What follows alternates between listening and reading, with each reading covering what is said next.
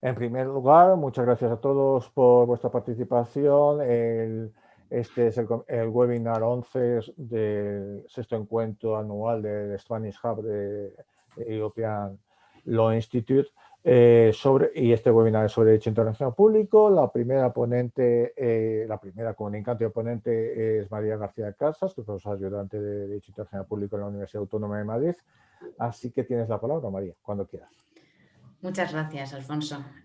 Buenas tardes a todos.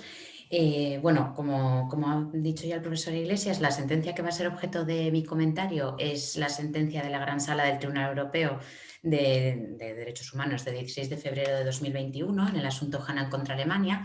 Y como somos varios los que vamos a referirnos a esta sentencia, trataré de ser muy breve en el resumen de los hechos del caso para centrarme en cómo afecta este pronunciamiento a la aplicación de las obligaciones del convenio en las operaciones militares internacionales.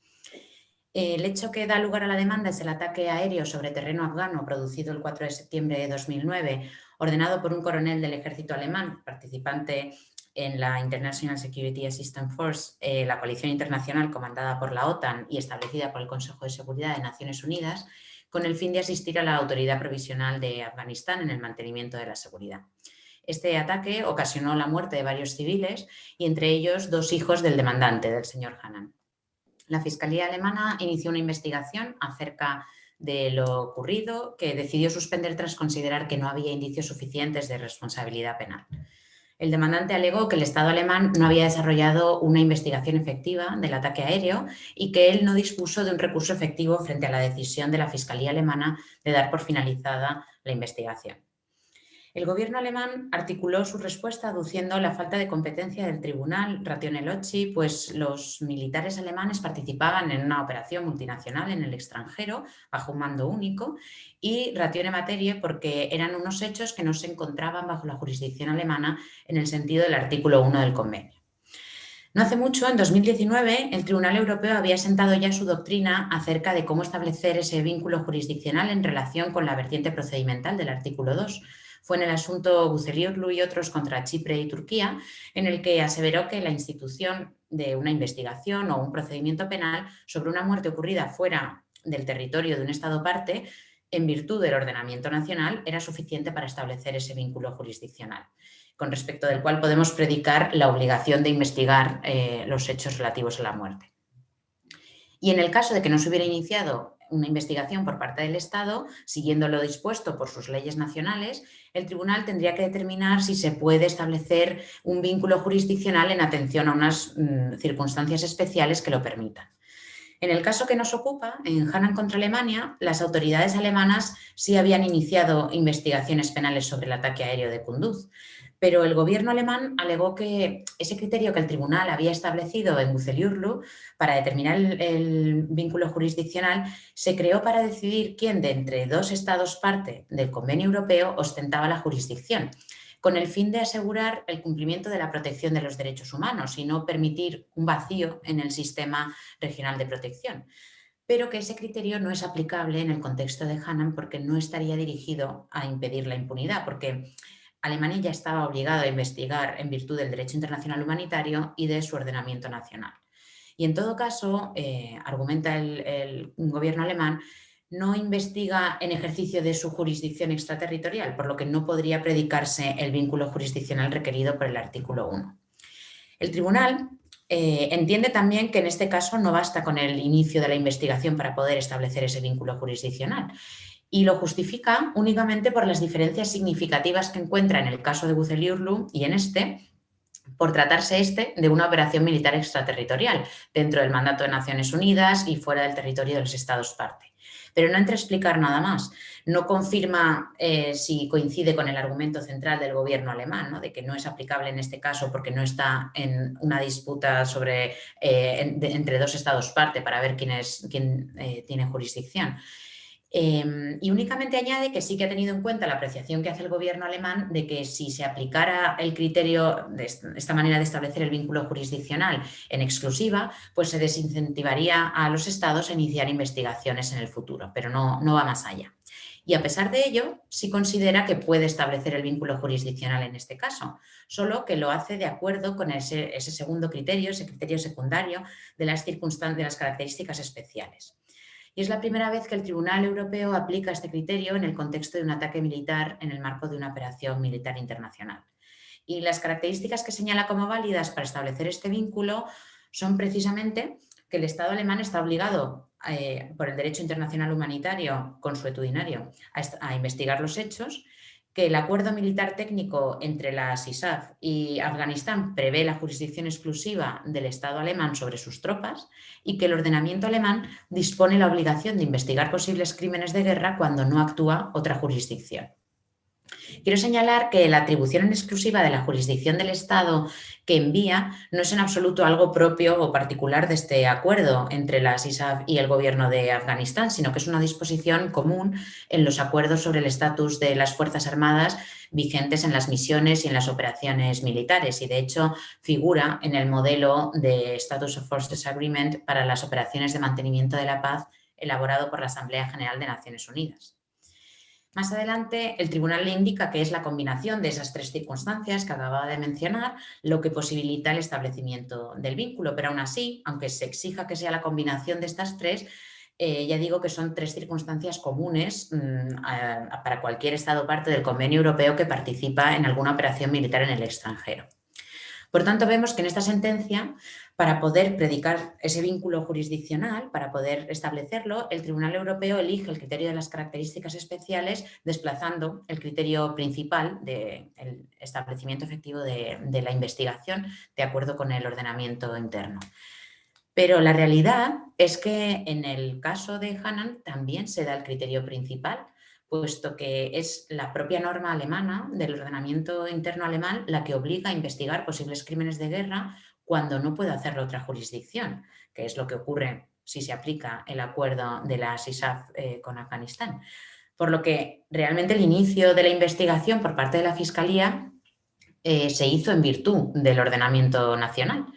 Y entonces debemos plantearnos por qué el Tribunal Europeo no lo considera de igual modo, por qué recurre a ese criterio secundario de las especiales características si puede argumentar que la investigación se ha iniciado en cumplimiento del ordenamiento nacional. Y aunque no lo explicite, podemos entender que el Tribunal Europeo coincide con el argumento del gobierno alemán de que el criterio del inicio de la investigación como vínculo jurisdiccional solo es válido ante un conflicto entre Estados parte. Pero podría haberse guiado por el sustrato de ese criterio, que es básicamente que si el ordenamiento interno obliga a un Estado a investigar y lo hace, eso basta para tener que hacerlo de acuerdo con las garantías del convenio y así aplicar el criterio principal en este caso, y no lo hace. Por lo que, a mi modo de ver, el Tribunal Europeo opta por esta vía secundaria de las características especiales con la intención de ampliar la comprensión de este criterio, porque también es un criterio aplicable cuando no se han iniciado diligencias de investigación.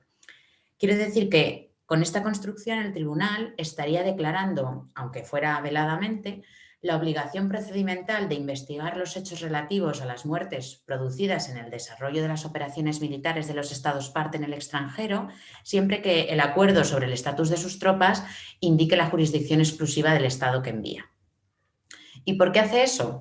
Pues porque, en mi opinión, pretende abrir una vía de reclamación, una vía a las víctimas de violaciones serias de derecho internacional humanitario y a sus familiares para reclamar ante el Tribunal Europeo que los Estados parte investiguen los hechos relativos a esas violaciones. Es como si de alguna manera se erigiera en una instancia de revisión del cumplimiento de las obligaciones internacionales distintas de las propias del Convenio Europeo, con el fin de evitar la impunidad. Por eso justifica el tribunal que el artículo del acuerdo entre Afganistán y las ISAF, que atribuye la jurisdicción exclusiva al Estado que envía, no es solo una norma de inmunidad, sino que es más bien una norma de jurisdicción en el sentido del artículo 1 del convenio, en tanto que si Alemania no investiga, el resultado que se produce sería la impunidad, que se hubiera producido, porque realmente sí que investiga. Y esto me lleva a cuestionarme, ¿es que el Tribunal Europeo entiende que el convenio es un tratado cuyo fin es evitar la impunidad por posibles crímenes de guerra?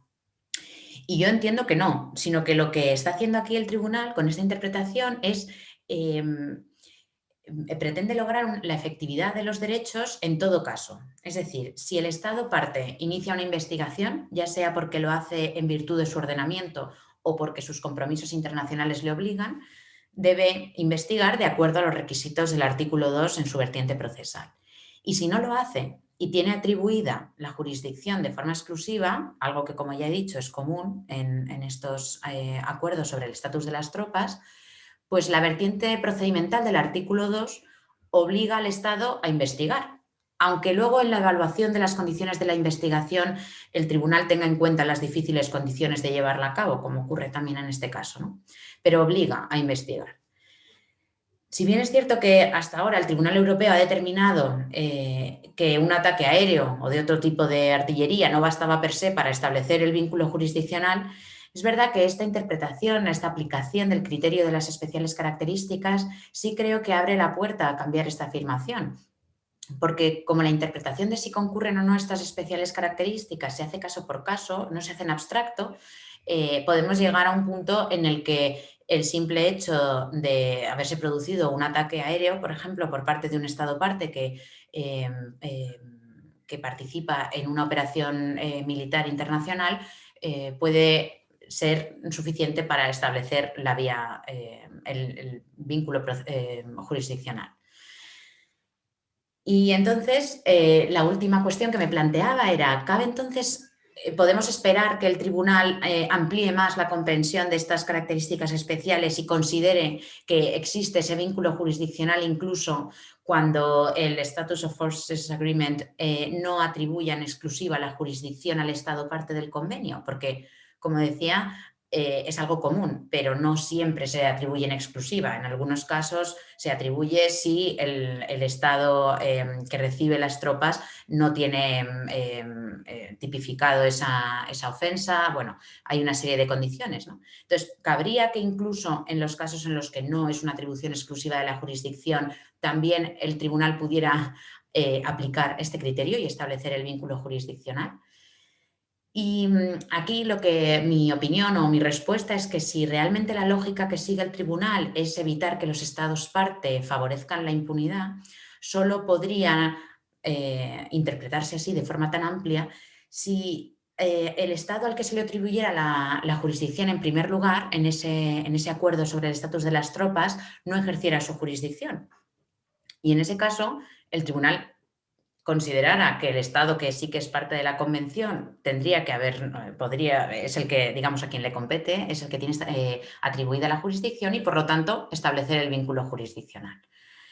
En todo caso, por ello, interprete así en el futuro o no, simplemente con esta interpretación que hace Hannan, creo que estamos ante una interpretación expansiva de la vertiente procedimental del artículo 2 de forma intencionada. Bueno, y hasta aquí. Estaré encantada de seguir en el debate con el resto de ponentes que van a comentar especialmente esta sentencia y muchas gracias a todos por vuestra atención. Muchas gracias, María. Ha sido un placer escucharte. Y ahora vamos a pasar a Alessandra. Alessandra Nassoni es doctoranda en Derecho Internacional Público y Relaciones Internacionales en la Universidad Miguel Hernández de Elche, que tuvimos la maravillosa oportunidad de estar hace un par de años, creo recordar allí. Y bueno, cuando quieras vas a hablar sobre el caso Hannan y reflexiones en torno a la aplicación territorial. Después os voy a preguntar en la discusión alguna cosa y tal, porque evidentemente os habéis especializado en esta materia.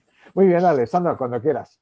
Muchas gracias. Entonces, como decía el profesor, en los minutos que siguen voy a comentar unas reflexiones en torno a la aplicación extraterritorial del convenio, en el caso Hannan contra Alemania, y en primer lugar quería exponer brevemente los hechos del caso y la doctrina sentada por el tribunal para luego analizar los aspectos que considero más destacables de ese reciente desarrollo jurisprudencial en materia de aplicación extraterritorial del convenio, teniendo en cuenta que la aplicación extraterritorial ha cobrado recientemente actualidad, como pone de manifiesto una serie de sentencias del Tribunal Europeo que han sido dictadas en un periodo de tiempo relativamente breve, y me refiero en particular al caso Georgia contra Rusia, que anticipa, por ciertos aspectos, el caso Annan, y entre los que se encuentra, de hecho, la sentencia dictada el 16 de febrero de 2021. Y por último, enfatizar la importancia de una sentencia que podría servir como un hito para la extensión de los estándares de protección del convenio a situaciones en las que los Estados partes estén llevando a cabo operaciones militares en conflictos armados fuera de Europa. Por lo que se refiere a los hechos, como ha comentado antes la otra profesora, el caso se enmarca en el contexto del conflicto armado de Afganistán en el periodo posterior a la intervención de Estados Unidos. Y en dicho contexto, el Parlamento alemán autorizó el despliegue de las Fuerzas Armadas alemanas como parte de una oferta internacional de asistencia para la seguridad de las Naciones Unidas. Y el demandante, el señor Abdullah Annan, era un ciudadano afgano que perdió a sus 2 hijos como consecuencia de un ataque aéreo que había sido ordenado por el coronel alemán Klein. Y el ataque se produjo a raíz del secuestro por parte de un grupo armado de talibanes de 2 camiones de combustible que se atascaron posteriormente en un banco de arena cerca de la base del equipo de reconstrucción provincial PRT Kunduz, que en aquel entonces estaba bajo el control de las fuerzas alemanas y el coronel Klein era el oficial al mando del mismo. Y el 4 de septiembre de 2009, el coronel, temiendo un ataque a la base, ordenó a los aviones de las Fuerzas Aéreas de Estados Unidos de bombardear a los 2 camiones inmovilizados, y el ataque tuvo 2 objetivos principales que eran de naturaleza militar, es decir, destruir a los camiones y neutralizar a los insurgentes talibanes. Y ambos fueron conseguidos. Sin embargo, el ataque mató a decenas de civiles, entre ellos los hijos del señor Annan. Alemania llevó a cabo investigaciones sobre el ataque, se realizaron investigaciones in situ, luego el Parlamento alemán creó una comisión de investigación, la cual, al terminar sus labores, destacó que el ataque aéreo no podía considerarse proporcionado y no debería haber sido ordenado. Sin embargo, aclaró que el coronel Klein, en el momento de los hechos, actuó para proteger a sus soldados, con lo cual su decisión de ordenar el ataque fue comprensible. Después de una serie de investigaciones preliminares llevadas a cabo por distintos fiscales, el fiscal federal de Alemania abrió una investigación penal contra el coronel Klein, investigación que pero se interrumpió en abril del 2010 por falta de indicios suficientes sobre un delito penal procesable. Y de hecho, según el fiscal, el coronel Klein no se podía considerar responsable penalmente, debido principalmente al hecho de que estaba convencido en el momento de ordenar el ataque de que no había civiles presentes en el banco de arena, sino solo insurgentes armados, con lo cual no se podía considerar responsable de un crimen según el Código Alemán de Crímenes en base al derecho internacional. Y con lo cual el demandante intentó que la investigación se reabriera, sino que todas sus solicitudes en tal sentido fueron rechazadas, tanto la presentada frente al Tribunal de Apelación de Düsseldorf como la dirigida al Tribunal Constitucional Federal de Alemania.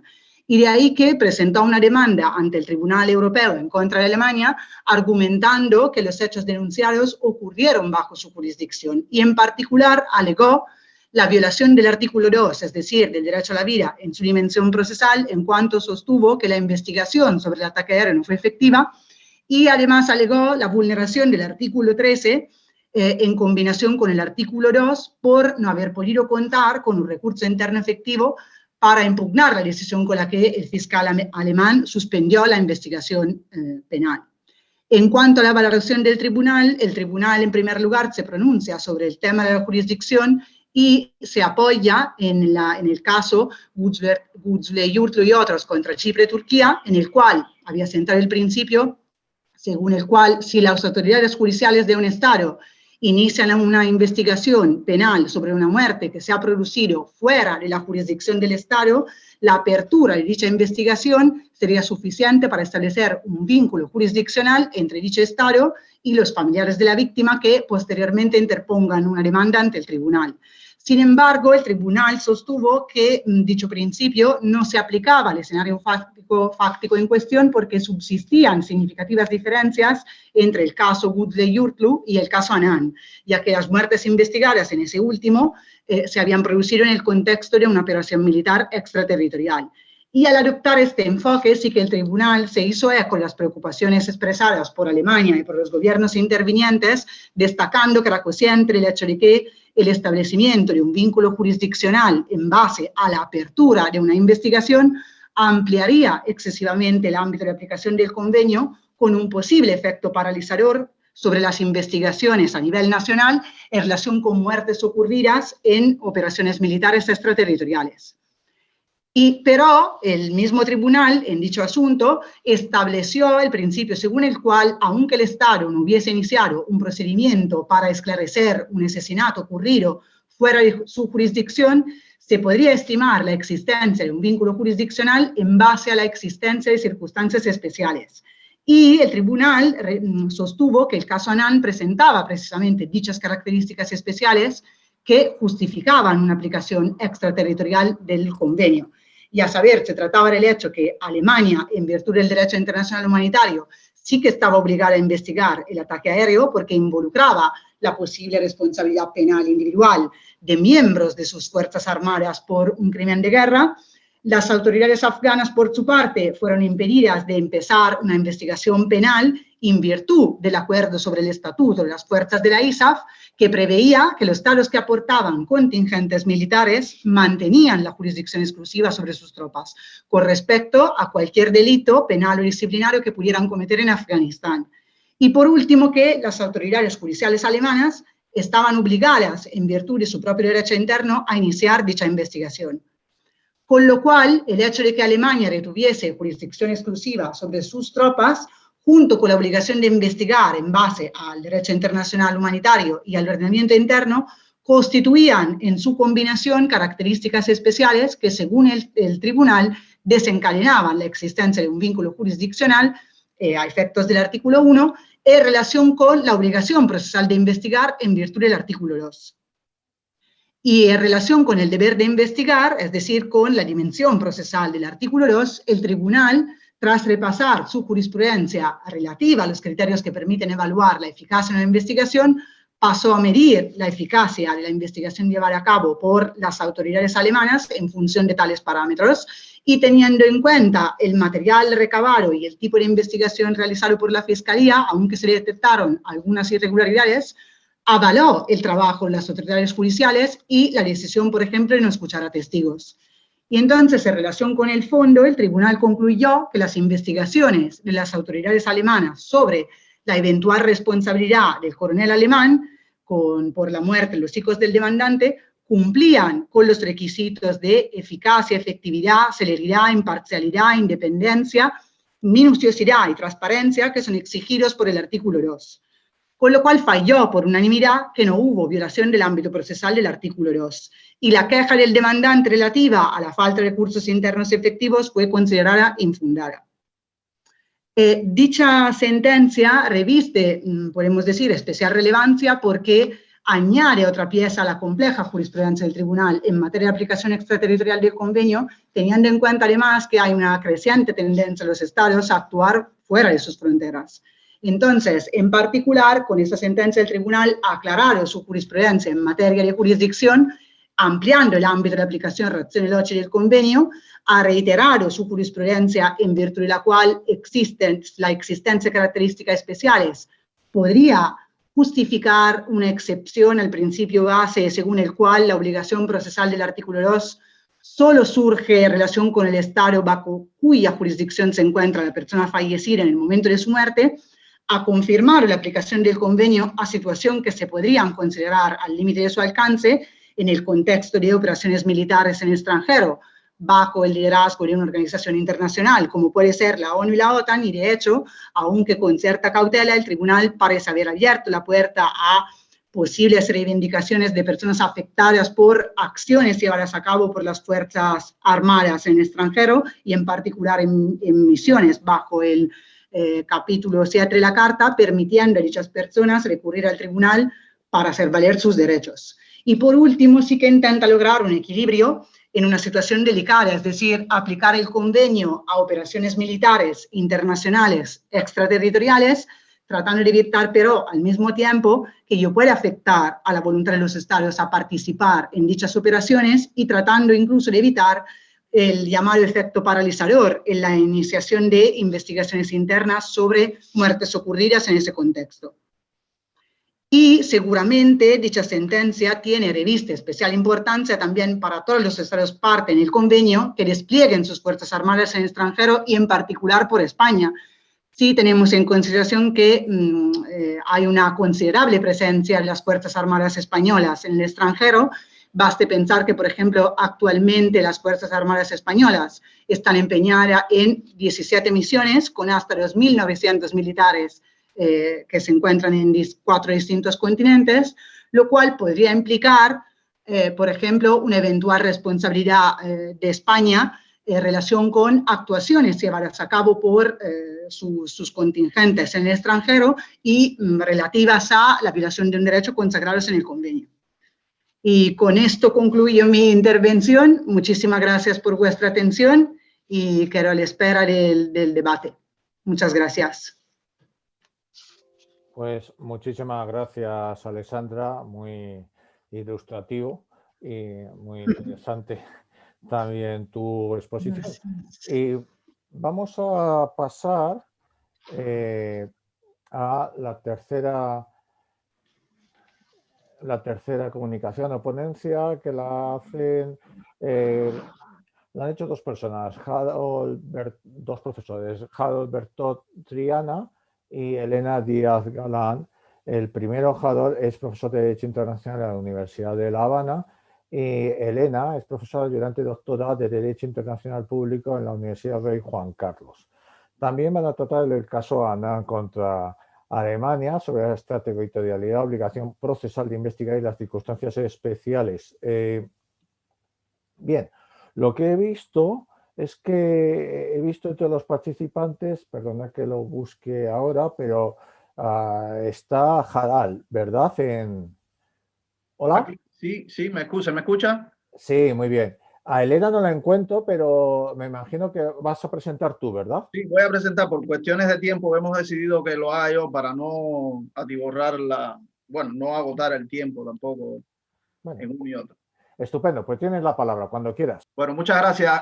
Agradezco la invitación. Bueno, por cuestiones de tiempo voy a concentrarme ya en las cuestiones que considero más relevantes de esta sentencia. Voy a ahorrar hacer la explicación fáctica del hecho, porque bueno, ya me han precedido dos colegas que lo han hecho magníficamente y han puesto, yo creo que en claridad todo lo que aconteció.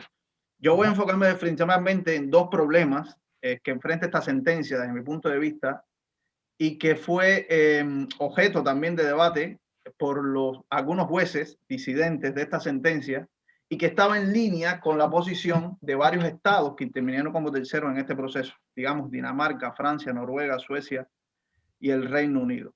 Lo explicaremos en dos bloques tratando de sintetizar en lo más que podamos. Bueno, la primera cuestión es la posible responsabilidad de un estado parte del convenio, a tenor de lo que sostiene la sentencia, respecto a la obligación procesal del artículo 2 del convenio en el marco del uso de la fuerza en conflictos extraterritoriales, aún cuando el hecho que provoca la muerte en cuestión de personas no sea atribuible a ese Estado.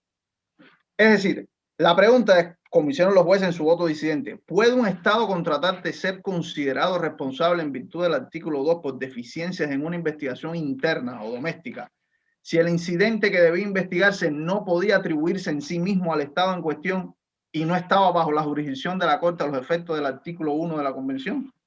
O dicho de otro modo, ¿puede exigirse un deber procesal de investigar una pérdida de la vida ocurrida fuera del espacio jurídico de la Convención que expresamente no es imputable al Estado contratante en relación con el cual dicho Estado no tiene antecedentes sustantivos al amparo de la obligación del artículo 2 y respecto del cual ni siquiera tenía jurisdicción, apelando a los criterios de jurisdicción del artículo 1? En este caso, la obligación procesal que se deriva del artículo 2 de la Convención gana en esta sentencia, a nuestro juicio, cuerpo propio, casi independencia absoluta frente a la parte sustantiva del artículo 2. Y esto es muy importante, porque en el párrafo 143 de la sentencia es claro en afirmar que no se deriva del mero establecimiento de un vínculo jurisdiccional en relación con la obligación procesal del artículo 2 que el acto sustantivo sea competencia del Estado contratante o que dicho acto sea imputable a ese Estado.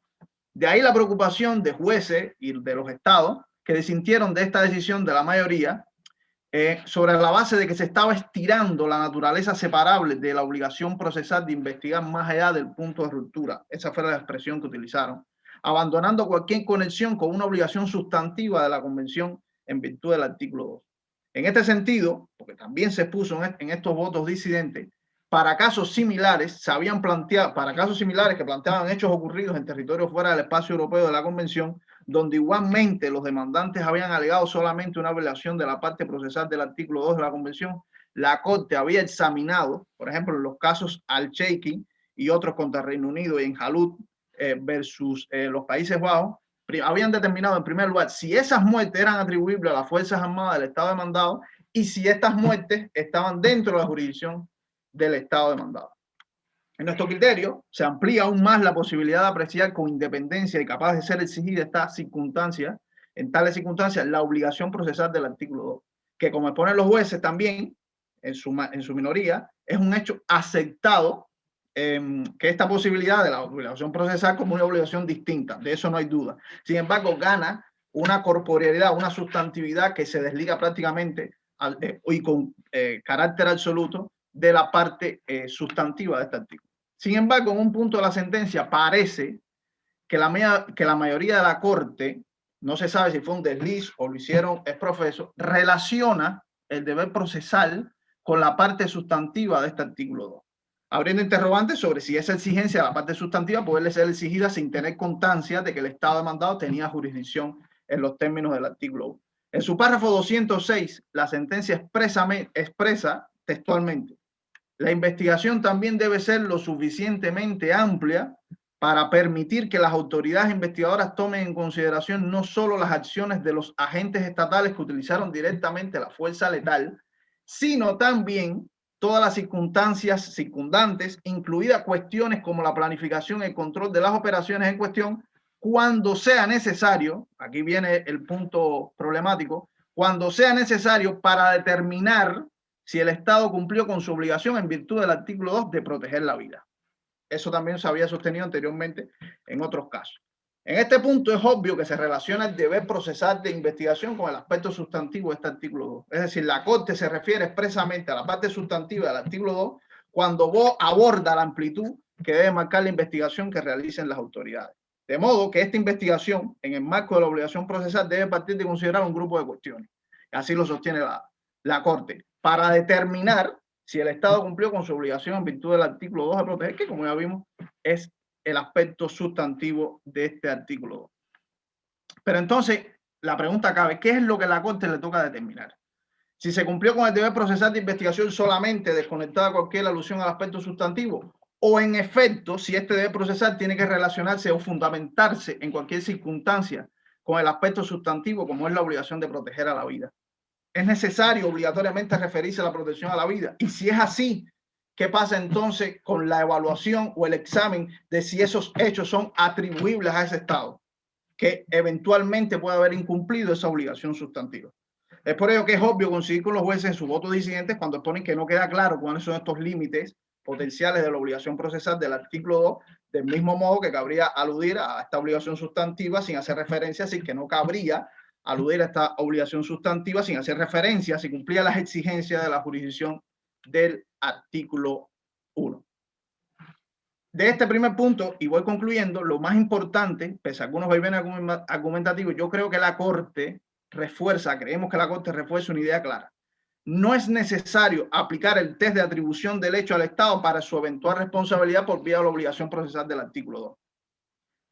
Y este impacto de criterio, es decir, el impacto habría que evaluarlo en la protección de las personas en conflictos armados fuera de Europa, los efectos de determinar si estas obligaciones estaban involucradas, puede constituirse en un hecho que probablemente pueda ser beneficioso o no en el futuro. Segundo punto de debatir, y con ello culmino, está en lo que considera la mayoría como circunstancias especiales para establecer un vínculo jurisdiccional que comprometa la obligación de investigar las muertes de civiles debido a un ataque aéreo ocurrido durante hostilidades activas en un conflicto armado extraterritorial. Esto porque no elimina del todo la pretensión de la mayoría de la Corte de evitar que se ampliara excesivamente el ámbito de aplicación de la Convención cuando pretendió separarse del caso anterior. ¿Qué quiere decir esto? Que la mayoría consideró que la iniciación de una investigación, un proceso penal, como ya se había sostenido anteriormente, no era por sí solo suficiente para establecer un vínculo jurisdiccional, como ya se ha expresado. Y aquí ubica las características especiales a las cuales no voy a hacer referencia. El hecho de que Alemania estuviera obligada por el derecho internacional humanitario, etc. Pero aquí cabe también suscribir la opinión de la mayoría, de la minoría en este caso.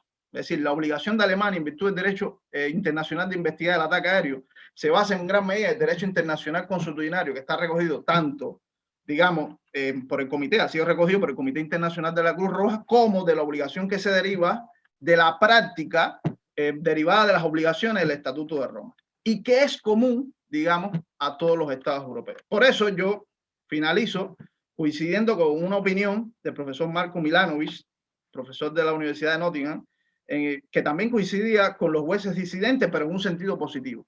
Es decir, estas características especiales en las que se basa la Corte existirán, de hecho, en la mayoría de situaciones que involucran el uso extraterritorial de la fuerza. Por lo tanto, los estados que utilizan la fuerza en el extranjero tendrán que recurrir casi inevitablemente a investigaciones que cumplan con este artículo 2, a menos cuando se trate de violaciones graves del derecho internacional humanitario, que también implica una violación del derecho a la vida, aunque la Corte ya hemos visto que los exena y no quiere tratarlos de esta manera. Bueno, con esto concluyo. Son algunas ideas provocadoras que seguramente en el debate pueden surgir otras. Muchas gracias, profesor. Muchas gracias, Harold, por tu brillante intervención, que ha sido complementaria de las de María y Alexandra. Muchas gracias a los tres. Desde luego, después en el diálogo me gustaría preguntaros alguna cuestión. Y bien, vamos a pasar al siguiente interviniente, que es Adela Rodríguez Mañón-Gil. Es abogada, es doctoranda en Derecho Internacional Público y Relaciones Internacionales, también de la Universidad Miguel Hernández de Elche, y va a hablar sobre responsabilidad internacional del Estado por actos de violencia discriminatorios basados en la orientación sexual y la identidad de género cometidos por sus agentes. Hola, ¿qué tal, Adela? Encantado de verte. Y cuando quieras tienes la palabra. Bueno, durante los próximos minutos realizaré un comentario de la sentencia del Tribunal Europeo de Derechos Humanos de fecha 8 de octubre de 2020, en la cual el tribunal tuvo ocasión de pronunciarse sobre una demanda planteada por dos mujeres que alegaban la vulneración de los siguientes preceptos del Tribunal Europeo de Derechos Humanos. En primer lugar, del artículo 3, la prohibición de la tortura. En segundo lugar, del artículo 8, el derecho al respeto a la vida privada y familiar. En tercer lugar, del artículo 14, la prohibición de la discriminación. Y finalmente, el artículo 1 del protocolo número 12 al Convenio Europeo de Derechos Humanos sobre la prohibición general de la discriminación. Ya que, por un lado, habían sido víctimas de actos de violencia discriminatorios basados en su orientación sexual, identidad de género, por parte de unos agentes de policía de Georgia. Y, en segundo lugar, debido a la falta de investigación interna efectiva de dichos actos de violencia.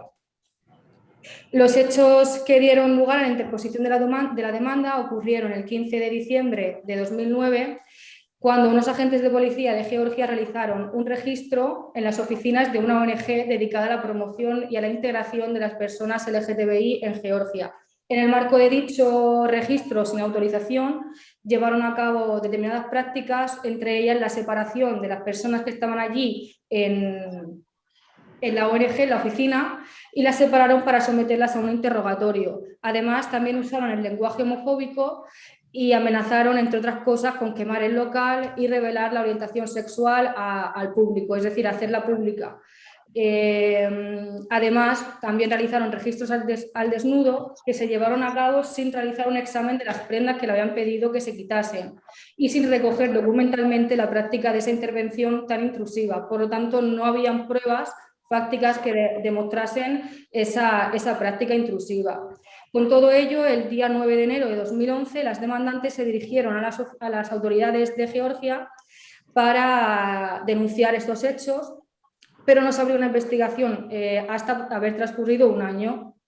En todo ese lapso de tiempo, las demandantes acudieron sin éxito en diferentes ocasiones a las oficinas, a la autoridad de Georgia, para solicitar que fuesen consideradas como víctimas y también que fuesen interrogadas, pero dichas solicitudes no prosperaron, como ya he indicado. Finalmente, el día 25 de enero de 2011, se planteó una demanda ante el Tribunal Europeo de Derechos Humanos. Pues bien, lo primero que hizo el Tribunal Europeo de Derechos Humanos fue, en lo que respecta al artículo 3 y al artículo 14, señalar, como ya se ha reiterado en su jurisprudencia, por un lado, que la responsabilidad del Estado por los actos cometidos por sus agentes y que estén motivados en el odio y su obligación de investigar esa posible base discriminatoria están dentro, o sea, quedan abarcados en el artículo 3. Pero además esa obligación o esa responsabilidad también tiene que ser garantizada sin discriminación. Lo que viene a decirnos el tribunal es que el Estado no solo tiene que investigar esa base discriminatoria o el posible vínculo entre los hechos y esa connotación homofóbica, sino que además la investigación la tiene que llevar a cabo sin discriminación. De esta forma, en estos casos en los que encontramos la interacción de dos preceptos, el tribunal puede acudir a dos formas de realizar el examen del asunto. En primer lugar, puede realizar un examen conjunto bajo una disposición, o bien realizar un examen simultáneo bajo las dos disposiciones. En este caso, dado las altas connotaciones homofóbicas que derivaban de las alegaciones de las demandantes, el tribunal procedió a realizar un examen conjunto bajo el artículo 3 en relación con el artículo 14 referente a la prohibición de la discriminación. En lo que respecta a la investigación efectiva, es decir, la vertiente procesal del artículo 3, el tribunal recordó que para que una investigación sea considerada efectiva, tiene que lograr establecer los hechos, la identificación de los presuntos autores o al autor y determinar en su caso la pena que corresponda imponer. Esto resulta que es una obligación no de resultados, sino de medios. Lo que nos viene a decir es que el Estado tiene que realizar todas aquellas investigaciones o diligencias de investigación que sean necesarias en aras a determinar esos elementos que antes he mencionado. En este sentido, y partiendo de la demora en la apertura de la investigación, que ponía además de manifiesto la incapacidad para examinar esos motivos discriminatorios y la no consideración de las demandantes, dio lugar a que el tribunal no pudiese considerar que la investigación que se pretendió realizar pudiese ser considerada efectiva. De forma que el tribunal concluyó que en esa vertiente procesal, efectivamente había existido una violación del artículo 3 puesto en relación con el artículo 14, ya que la investigación también tenía connotaciones homofóbicas. Ya entrando en los malos tratos, que sería la vertiente sustantiva del artículo 3, el tribunal recordó que la prohibición de la tortura no simplemente abarca los actos de violencia física, sino que también entrarían los actos de violencia psíquica, de forma que se pueden considerar degradantes cuando estos actos tengan una tendencia a humillar o a provocar un sentimiento de inferioridad en la persona, de forma que hagan que la víctima actúe de forma contraria o de una forma diferente a la que actuaría si no estuviese sometida a esa presión o a esos actos degradantes. A esto, además, hay que sumar que cuando el Estado son las fuerzas y los cuerpos de seguridad estatales los que se enfrentan frente a particulares, cualquier uso de la fuerza por parte de estos cuerpos de seguridad disminuyen la dignidad humana cuando son innecesarios, dependiendo del contexto en el que se lleven a cabo. Por lo tanto, constituiría una violación del artículo 3 en su vertiente sustantiva. De cara a valorar las pruebas que existan en el procedimiento para ver si efectivamente hay una vulneración del artículo 3, el tribunal adopta el principio de valoración de la prueba más allá de toda duda razonable, en virtud del cual adopta conclusiones que están basadas en las pruebas que deriven de la causa, incluidas las alegaciones de las partes, resultando que la carga de la prueba está íntimamente relacionada con el tipo de caso en el que nos encontremos, también la queja planteada por las demandantes y el precepto del convenio que las demandantes alegan como violado. De forma que esa carga de la prueba se desplaza al gobierno cuando es este quien tiene total o parcialmente conocimiento de los hechos. Recordemos que al principio de la intervención he dicho que no se recogieron documentalmente la práctica de esas intervenciones. Por lo tanto, era muy difícil determinar que las demandantes tuviesen pruebas, solo contaban con sus alegaciones.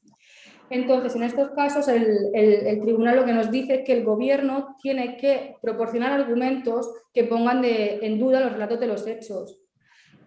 Con todo ello, el tribunal concluyó que los hechos de las demandantes eran convincentes y se habían adoptado más allá de toda duda razonable porque el gobierno no discutió en ningún momento los hechos, no argumentó, no dio otros hechos que justificase esas intervenciones, sino que simplemente se opuso a calificarlos como actos degradantes. Además, los hechos de las demandantes se confirmaron con las declaraciones de los testigos y todo ello hay que unir que no hubo una investigación efectiva.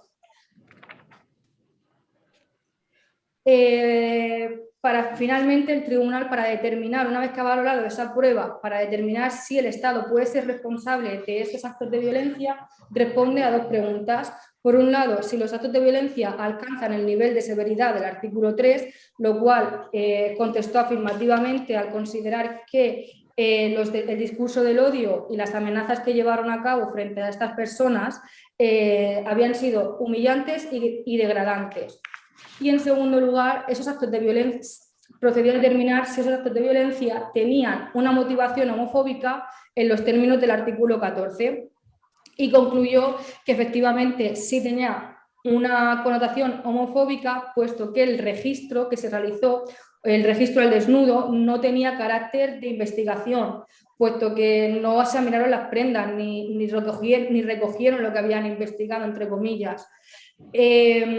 Por todo ello, consideró que el simple propósito era humillar a las demandantes y a las personas que estaban allí presentes por su vinculación con la comunidad LGTBI. Por todo ello, consideró el tribunal que había existido una vulneración del artículo 3 en su vertiente sustantiva y del artículo 14. Como hemos dicho al principio, el artículo 8 del convenio y el artículo 1 del protocolo número 12 también fue alegado como vulnerado por las demandantes. El tribunal, ya que esta parte de la demanda se refería a cuestiones que ya hemos resuelto al principio, procedió a determinar que no había que examinarlas, no se requería de un examen autónomo de estos artículos.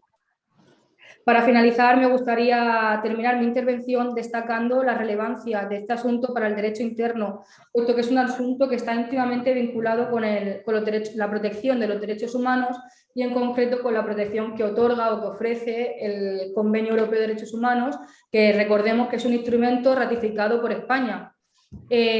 Además, es un tema de total actualidad en toda Europa. Y destacar el reciente caso mediático que sucedió durante el confinamiento que vivimos anteriormente, en el que un agente de policía insultó a una mujer trans, siendo grabado esa actuación por otro de sus compañeros. También destacar el aumento en un 8,6% de los delitos de odio motivados en la orientación sexual y la identidad de género, según nos revela el informe anual sobre la evaluación de los delitos en España de 2019, que es el último que se ha adoptado. Con todo ello, finalizo mi intervención y quedo a la espera del debate. Muchas gracias por su atención. Muchas gracias, Adela, porque ha sido una magnífica intervención, muy instructiva. Y vamos a pasar a la siguiente intervención, que es la de Ana Gascón. Ana, ¿estás por ahí? Sí, estoy aquí. ¿Me oís y me veis? Sí, muy bien. Pues ahora ya doblemos la apuesta y veamos si puedo compartir pantalla. Estupendo. Tú vas a hablar sobre, déjamelo ver, sobre la normativa de conservación de datos. En un caso concreto, en esta sentencia, es una sentencia del Tribunal de Justicia de la Unión Europea, ¿no? Sí, pues cambiamos de tercio y dejamos el Tribunal Europeo de Derechos Humanos, aunque es mi tribunal preferido porque en realidad yo soy funcionaria en excedencia del Consejo de Europa, pero no voy a criticar a mi propio tribunal, así que nos vamos al Tribunal de Justicia de la Unión Europea, a un tema completamente diferente, pero que aún así está ligado a lo que hemos estado hablando hoy, porque al final todo esto son derechos humanos. Bien. Voy a hacer un pequeño contexto de dónde sale esta sentencia, cuáles son sus elementos principales, cómo ha sido aplicada por los tribunales belgas y franceses, dado que se trata de dos cuestiones, en realidad 3 cuestiones prejudiciales acumuladas por el Tribunal de Justicia. Y luego hablaré un poco pues, de cómo ha afectado esto a la actual discusión sobre la conservación de datos en Europa, terminando con unas brevísimas conclusiones.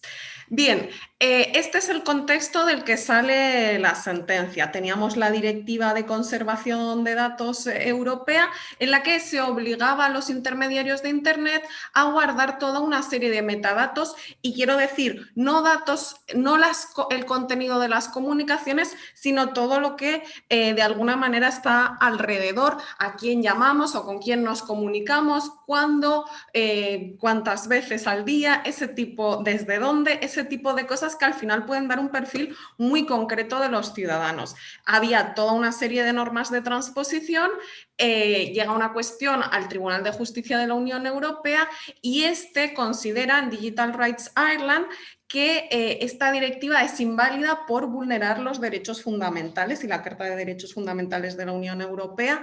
En realidad reconoce la importancia del objetivo de lucha contra el delito, pero ve que la directiva es desproporcionada y que no hay una serie de salvaguardias necesarias para proteger los datos y la privacidad de las personas. La cuestión es, ¿qué pasa con todas esas normas que habían transpuesto la directiva? Pues lo que ocurre es que muchas perviven, hay países que las modifican, otros que no, algún tribunal constitucional que anula alguna, hay estados que dicen, ya no tengo los límites que me imponía la directiva, así que puedo recoger todavía más datos y durante más tiempo, y evidentemente esto deriva en otra cuestión prejudicial ante el Tribunal de Justicia, Tele2, en el que de nuevo el Tribunal de Justicia recuerda, no tenemos la directiva, la anule, pero seguimos teniendo los artículos de la Carta de Derechos Fundamentales y la Directiva de Privacidad Electrónica, así que los estados no pueden, es incompatible con el derecho de la Unión Europea mantener una normativa que obliga a los intermediarios a recoger de manera generalizada e indiscriminada todos estos datos. ¿Qué hacen los estados con esta sentencia? Pues de nuevo la ignoran y llegamos a toda una serie de sentencias que hemos tenido y vamos a tener en los próximos años que siguen tocando el tema de la conservación de datos. Y estas son las que me interesan, en particular yo voy a hablar de la Quadrature du Net, pero está muy relacionada con Privacy International, de hecho es del mismo día la sentencia, y ya este año hemos tenido otra en un caso de Estonia. Bien, ya centrándonos en la sentencia, que como os he dicho son 3 cuestiones prejudiciales acumuladas.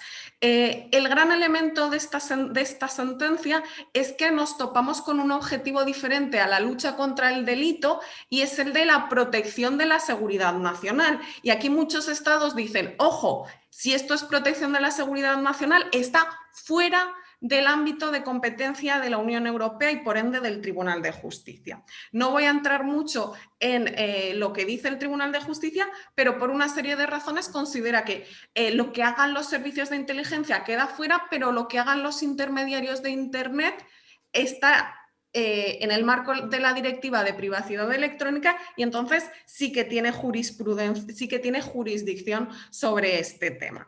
Pero seguimos con, es diferente si protegemos, si queremos usar los datos por cuestiones de seguridad nacional que lucha contra el delito. Y luego hay otra serie de cuestiones como, ¿qué pasa? ¿Tratamos todos los metadatos igual o hay algunos que guardarlos puede suponer una injerencia más o menos grave? Además de toda una cuestión relacionada con el trato automatizado de los datos y que si estas normas vulneran el derecho de la Unión Europea, ¿qué hacemos con todas las pruebas que hemos obtenido a partir de ellas?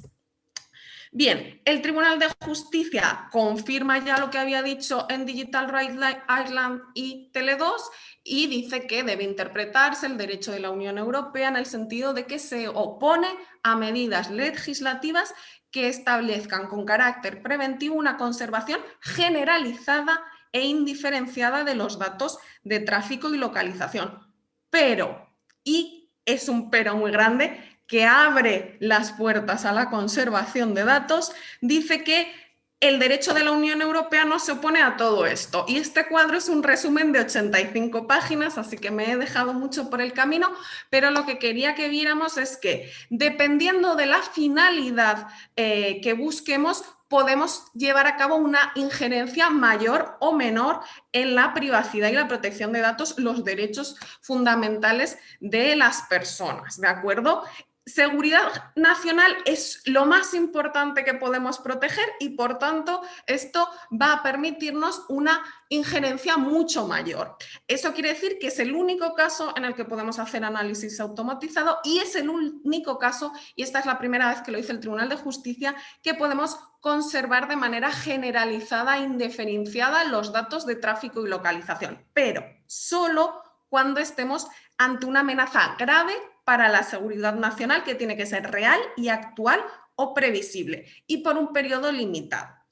Si bajamos a lucha contra la delincuencia grave, ahí podemos hacer otra serie de cosas. ¿Podemos conservar datos? Sí, pero esta vez de manera selectiva, ¿de acuerdo? O unas personas concretas o en un lugar concreto. Y luego ya vamos bajando y vemos que conservar, por ejemplo, direcciones IP o datos de la identidad civil de los usuarios es mucho más fácil, hay muchos menos requisitos porque la injerencia es mucho menor según el Tribunal de Justicia. ¿Qué ha pasado con esta sentencia? Bueno, el Tribunal belga la ha aplicado tal cual, es decir, ha anulado la ley belga porque no se ajustaba al derecho de la Unión Europea, pero el Conseil d'État francés ha hecho algo diferente. Es decir, hasta aquí hemos visto cómo el Tribunal de Justicia ha intentado buscar un equilibrio entre seguridad nacional y derechos fundamentales. Bueno, pues esa sentencia, que ya es considerada menos garantista por muchos, es de nuevo puesta en un equilibrio entre esta sentencia y, de nuevo, la protección de la seguridad nacional. Así tenemos una sentencia mucho menos garantista por parte del Conseil d'État, que intenta llegar a un equilibrio. Parte buena de la sentencia del Conseil d'État: el gobierno francés directamente le dijo al Conseil d'État que no aplicara la sentencia del Tribunal de Justicia porque era ultra vires. Y además iba contra la Constitución francesa. El Conseil d'État ha dicho que no es el caso y ha decidido aplicarla. Pero ha dicho que básicamente lo que dice el Tribunal de Justicia de la Unión Europea es imposible de aplicar, así que va a hacer una aplicación sui generis, se queda con lo que le interesa y al final dice que, bueno, que hay una amenaza a la seguridad pública por la amenaza terrorista que la perenniza y además da 6 meses para cambiar la ley al legislador francés. Y bueno, pues Francia ya ha presentado su norma, que en algún sentido va incluso más allá de la que hay en la actualidad.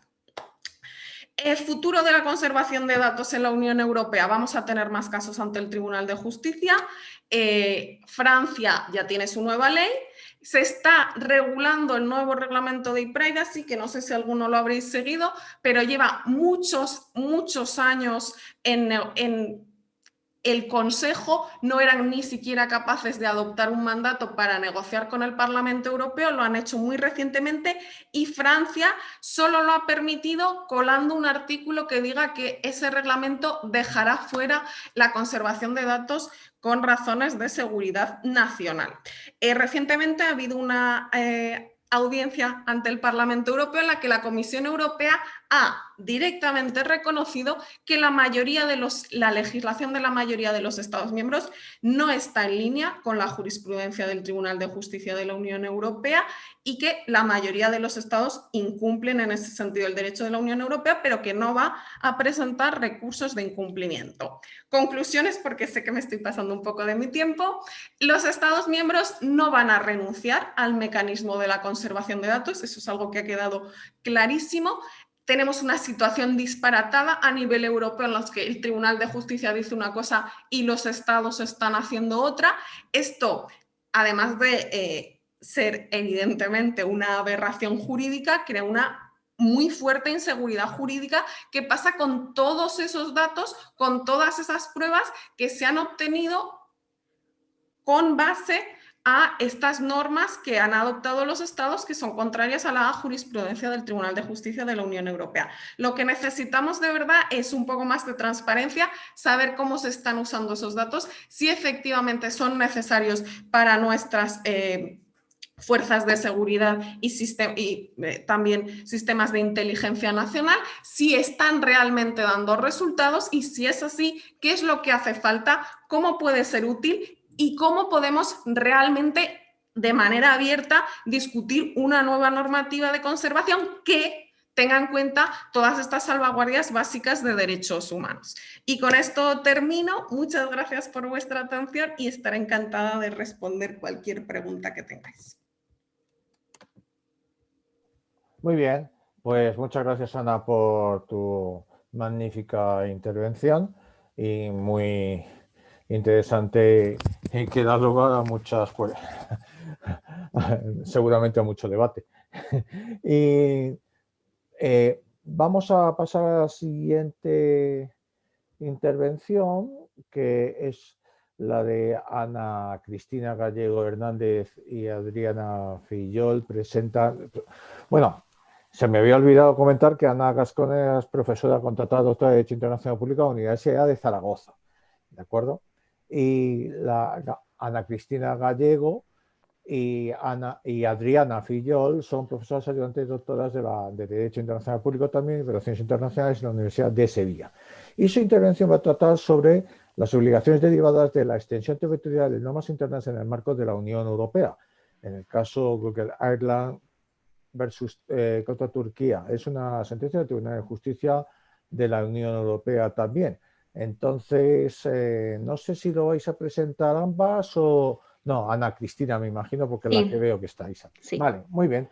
Pues cuando quieras puedes comenzar. No sé si tienes alguna presentación o... No. Vale, fenomenal. Muy bien, pues buenas tardes a todos. Es un placer poder participar en esta mesa del sexto encuentro sobre jurisprudencia europea, por lo que me siento profundamente agradecida con los organizadores y con el profesor Iglesias por la oportunidad. Antes de comenzar, disculpo a mi compañera la profesora Fillol y bueno, voy al lío que el tiempo es oro. El objetivo de este trabajo es analizar, como ha dicho el profesor Iglesias, la sentencia del Tribunal de Justicia de la Unión Europea dictada por la Gran Sala el pasado marzo de 2020 entre Google Ireland Limit, sociedad capital registrada en Irlanda, contra Hungría, para poder ejemplificar una práctica que va cogiendo popularidad en la Unión Europea, la extensión territorial, como una fórmula de aplicación extraterritorial del derecho. Brevemente, los hechos esenciales son que Hungría obliga a las empresas publicitarias de difusión de información que estén ubicadas en el resto de territorios europeos a la inscripción y al pago de impuestos cuando éstas ofrezcan servicios por Internet en húngaro, dándose por hecho que generalmente estos van a ser consumidos en el territorio húngaro. De acuerdo a una ley que han formulado ellos concretamente, que es la Ley de Impuestos sobre la Publicidad. Según Hungría, esta norma, de derecho interno evidentemente, pretende suprimir las ventajas competitivas de las empresas de publicidad con gran volumen de negocio, a través de que se concreten unas obligaciones jurídicas directamente para aquellas empresas que estén ubicadas en el resto de los Estados miembros. Hungría niega que esto vaya a hacerse con un objetivo propio, sino que es en interés común, en interés general, y que el objetivo de esta norma es no restringir la libre prestación de servicios y evitar que se produzca cualquier tipo de discriminación. De hecho, la propia abogada general de la Unión Europea, en la opinión que emite unos meses antes, en septiembre del 19, confirma que la situación transfronteriza y la situación puramente nacional se tratan de la misma manera con respecto al impuesto sobre la publicidad, ya que es completamente irrelevante dónde va a tener su domicilio este proveedor. A este respecto, Google Ireland Limit desde 2016 pues, está desarrollando estas actividades de información sujetas al impuesto de publicidad recogido en esta ley sin acatar ninguna de las obligaciones que derivan de esta. Consecuentemente, pues la autoridad tributaria húngara pues, les está exigiendo no solamente el cumplimiento de estas obligaciones, sino una compensación por las violaciones con una multa multimillonaria por la omisión de estos actos. No obstante, Google Ireland considera que, bueno, que estas obligaciones y, por tanto, las sanciones exigidas, pues va en contra del derecho internacional. Ellos consideran que esto excluye completamente los intereses particulares de Hungría y, en este sentido, pues han interpuesto una demanda contra el Tribunal Contencioso Administrativo y Social de Budapest, el cual, a su vez, ha interpuesto una cuestión prejudicial ante el Tribunal de Justicia de la Unión Europea, que es el objeto de estudio ahora mismo.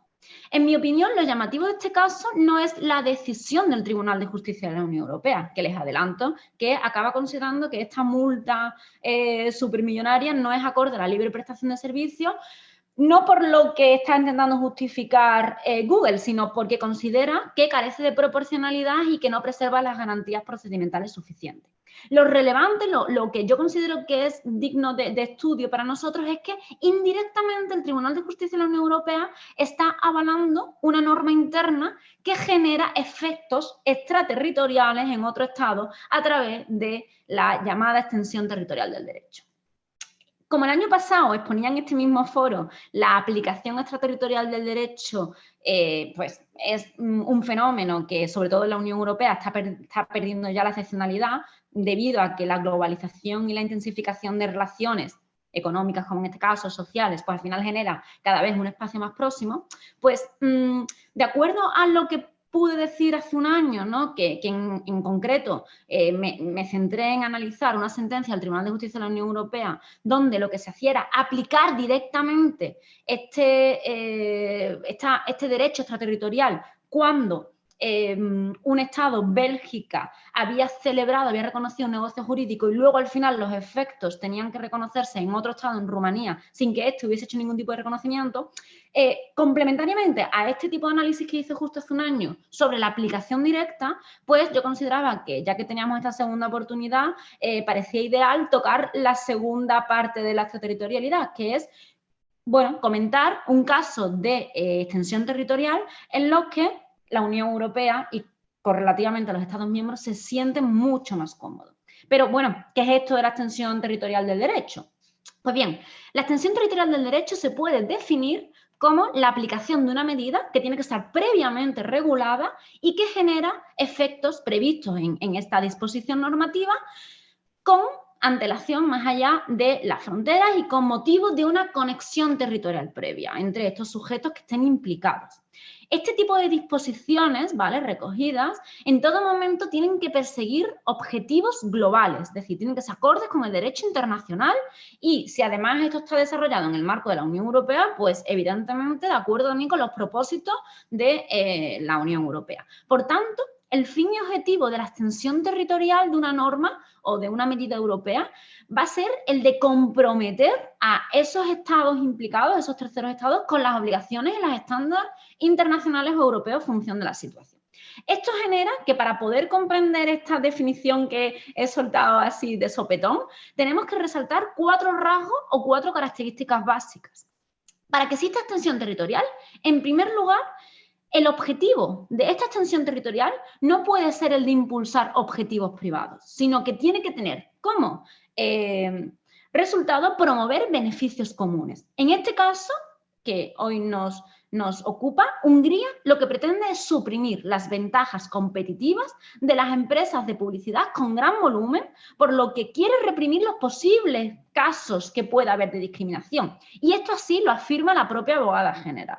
En segundo lugar, la segunda característica es que, en contra de lo que podría ocurrir con la aplicación extraterritorial directa, en el caso de la extensión territorial debe existir una previa regulación de estas medidas que tienen que prever los efectos extraterritoriales. Es decir, tiene que haber, como en este caso ocurre, una ley de impuestos sobre la publicidad, que ya hemos mencionado, que recoja esta posibilidad, esta opción. Tiene que estar previamente pensado y regularizado.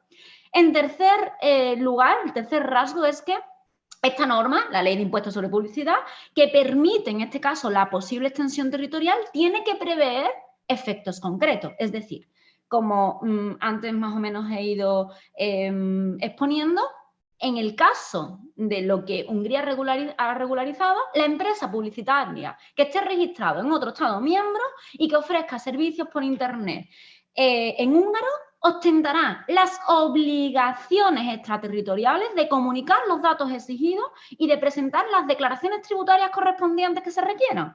Y en caso de que incumpla estas obligaciones, estas disposiciones, se le va a exigir igualmente extraterritorialmente, que es lo que no le gusta ni un pelo a Google Ireland, por parte de Hungría, el pago de una multa proporcional a la responsabilidad que se genere. Esta última parte, que sea proporcional de conformidad a la responsabilidad que se genere, es lo que no le ha cuadrado al Tribunal de Justicia de la Unión Europea y por eso ha pues, contestado a estas cuestiones prejudiciales de manera negativa, pero solo en relación con eso. Y en último lugar, como cuarta característica básica, en contra de lo que también ocurre con la aplicación directa, debe existir en la extensión territorial una conexión territorial, lo cual se utiliza para justificar que los efectos extraterritoriales de la norma puedan aplicarse para ese caso. Y en este mismo caso, como justificó la propia abogada general de la Unión Europea, no se entiende que el uso de húngaro para publicitar mediante Internet pueda llegar a ser inconcebible para poder generar estos ingresos. Es decir, que evidentemente está el húngaro y si no existe, que es un idioma minoritario, y si no existiese la conexión a Internet, necesariamente estas empresas necesitarían tener un establecimiento en el propio territorio húngaro. Entonces, eliminamos la opción de lo virtual y eso nos lleva a tener esa conexión territorial de manera clara. De esta forma, y concluyo con una idea que nos permita pues, tener claro cuál es la cuestión general, el asunto Google Ireland contra Hungría es un claro caso de extensión territorial y una prueba más de que la Unión Europea, aunque en este caso esta sentencia haga un reconocimiento indirecto, cada vez pues, se siente más cómoda, reconoce de una forma más amplia este tipo de prácticas extraterritoriales a través de la figura, para ellos más, para nosotros, para la Unión Europea y los Estados más light, de la extensión territorial. Y estoy a su disposición para cualquier cuestión, para el debate y les doy las gracias. Muy bien. Ana Cristina, muchísimas gracias por tu brillante y expresiva intervención y muy interesante desde luego también.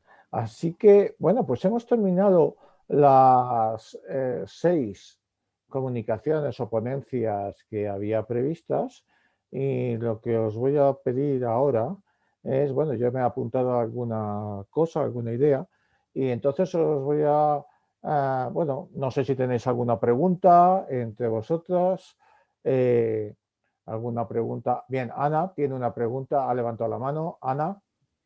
Bueno, yo tengo una pregunta para Ana Cristina, porque básicamente yo estoy ahora también escribiendo sobre un tema parecido y mi impresión es que sobre todo desde el Reglamento General de Protección de Datos, básicamente todas las normas que ha adoptado o propuesto la Comisión Europea que tienen que ver con intermediarios de Internet tienen aplicación extraterritorial. O sea, está el Reglamento General de Protección de Datos, pero que me vengan solo así rápido a la cabeza, está el que se acaba de adoptar nuevo reglamento contra contenidos terroristas, está la propuesta sobre acceso a pruebas electrónicas, está la propuesta de Digital Service Act, la propuesta de Digital Markets Act, la propuesta de Artificial Intelligence Act, y así, o sea, las que me vienen así en este momento. Entonces, si no piensas que es lógico que si la Unión Europea lo está haciendo con todas las normas que está adoptando ahora mismo que tienen que ver con los intermediarios, que eso no haga que también de alguna manera los estados decidan hacer lo mismo. Muchas gracias por la pregunta, Ana, porque además creo que en las últimas 3 congresos que he participado hemos coincidido en las mesas, así que me gusta que a pesar de la distancia podamos seguir haciendo vínculos. Pero nos tenemos que ver en persona, o sea... Sí, sí, bueno, creo que nos vimos en Lisboa la última vez. Sí. Entonces, a ver, la pregunta es súper interesante. La verdad es que no conozco todos los instrumentos que has mencionado, ¿vale? En profundidad tengo leves ideas, pero sí que llevo 2 años estudiando la extraterritorialidad y me resulta muy complejo cuando he tenido que hacer distintos trabajos, encontrar ejemplos donde realmente hay una aplicación extraterritorial clara, porque hay veces que confundimos cómo se complementan las distintas normas necesariamente para que puedan llegar, en este caso, ad intra a los distintos ordenamientos jurídicos, y realmente no se ve como un ordenamiento jurídico, pues por ejemplo en este caso Irlanda, que no es el ordenamiento en sí, pero a través de esta empresa le cambia las reglas del juego a una empresa que tiene su ubicación allí, porque se le aplica una norma de otro estado de manera clara. Sí que es cierto que, claro, y por eso yo decía que, bueno, que al final la extraterritorialidad va perdiendo esa excepcionalidad y por cuestiones económicas y sociales, pues hay tal conjunto que, bueno, pues que es necesario que al final pues bueno, todos beban del mismo sitio, ¿no? Haya cierta comunidad en la aplicación de estas normas. Pero es cierto que al establecer pautas generales en la Unión Europea, al final los estados hay veces que se ven obligados de manera interna a aplicar extraterritorialmente diferentes casos. Y esto está empezando a generar, por fin, como una salida del armario de esta extraterritorialidad bueno, que de hecho la Unión Europea en muchas ocasiones ha sido muy reacio a reconocer que ocurre. Vamos, no me falla la memoria, fue en 2018 cuando por primera vez el Tribunal de Justicia de la Unión Europea, con el caso de Air Transportation, reconoce que existe pues esta aplicación de extensión territorial, esa nueva modalidad live de la extraterritorialidad. Entonces, yo tendría que hacer un análisis súper exhaustivo, pero para darte una respuesta concreta, estos instrumentos que me dices, en cierto modo, el derecho internacional, pues al final tiene un elemento de que a través de la cooperación todos tenemos que ceder un poco y aplicar otras pautas leves para poder llegar a un punto en común, ¿no? Pero yo diría que estos reglamentos, o sea, sobre todo el Reglamento General de Protección de Datos y estos otros instrumentos, yo no tengo la impresión que sea una aplicación extraterritorial clara, ¿eh? No sé si tal vez tienes un elemento más detallado con el que podamos discutirlo un poco más, pero yo no tengo esa impresión. ¿Cuál es tu opinión, Ana? En realidad, si todas estas normas o propuestas de normas empiezan un poco con la aplicación, ¿no? Con el scope que tiene la norma. Y todas estas normas que he mencionado, bueno, yo creo que todas las que he mencionado, empiezan diciendo que se aplicarán a las empresas localizadas en la Unión Europea y a todas aquellas que ofrezcan sus servicios dentro de la Unión Europea.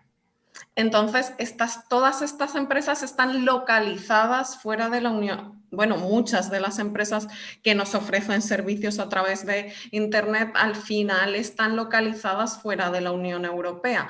Entonces, lo que quiere el legislador, de alguna manera, es que la protección de nuestros datos viaje con ellos también cuando salen fuera de la Unión Europea. Y de hecho también todas estas normas que he mencionado, diría casi todas,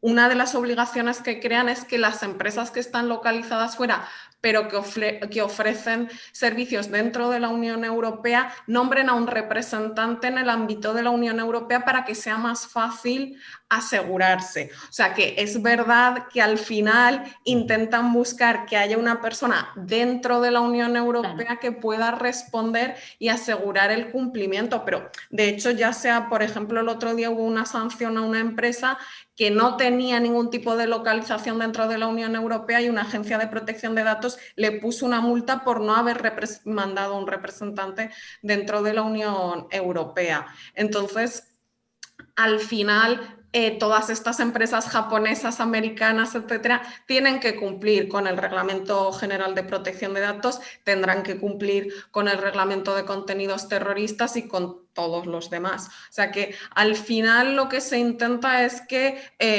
sobre todo en el marco de los intermediarios de Internet, que no puedan escapar a la aplicación del derecho de la Unión Europea, aunque no estén dentro, pero se considera que el ofrecer sus servicios en la Unión Europea es una suficiente conexión sustantiva. Claro, es que eso es lo que yo no veo. Yo veo que es para llevar a cabo servicios dentro de la Unión Europea. Cuando tenemos extraterritorialidad es porque hay un elemento exterior que obliga a, si lo hablamos de la aplicación directa, ¿vale?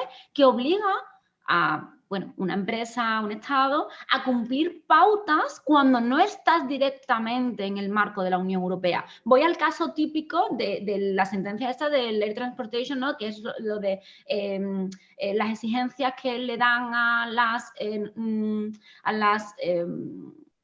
aerolíneas, ¿no? De que tienen que dar datos no solamente cuando tú vas a despegar o vas a aterrizar en el territorio europeo, sino de todo el movimiento que has hecho.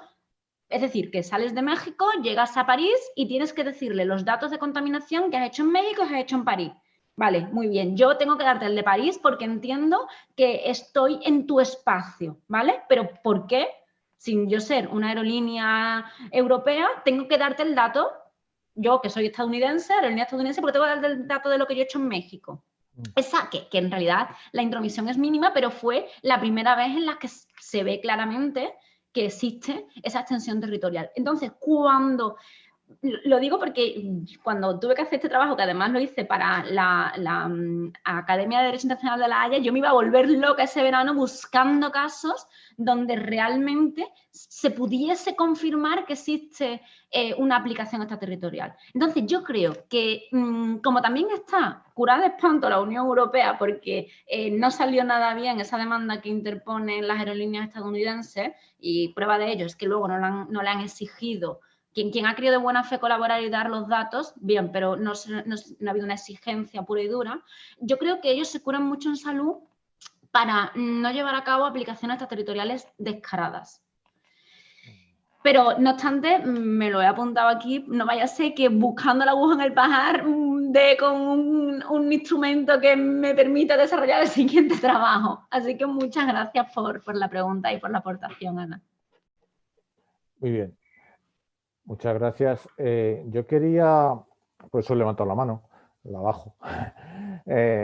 A propósito de la aplicación extraterritorial y territorial, fijaos que quería preguntaros a María, a Alessandra y a Harold, que habéis trabajado sobre el caso Annan contra Alemania. Curiosamente habéis coincidido.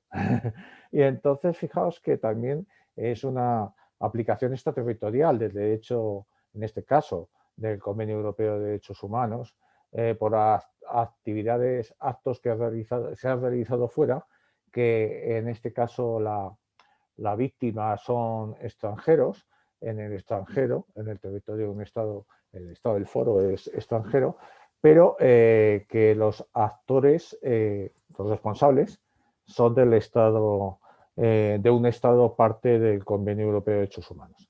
Entonces, ahí mi pregunta, y que también nos vale a Ana y a Ana Cristina, fijaos que cuando hablamos de la protección de los datos, en realidad es para la protección de los consumidores, o sea, también de derechos humanos. Y entonces, la pregunta es, como veis, todos os habéis fijado en la aplicación extraterritorial, no solamente dentro de actos realizados o que tienen un elemento fuera de la Unión Europea, fuera del convenio, del Consejo de Europa y fuera de la Unión Europea.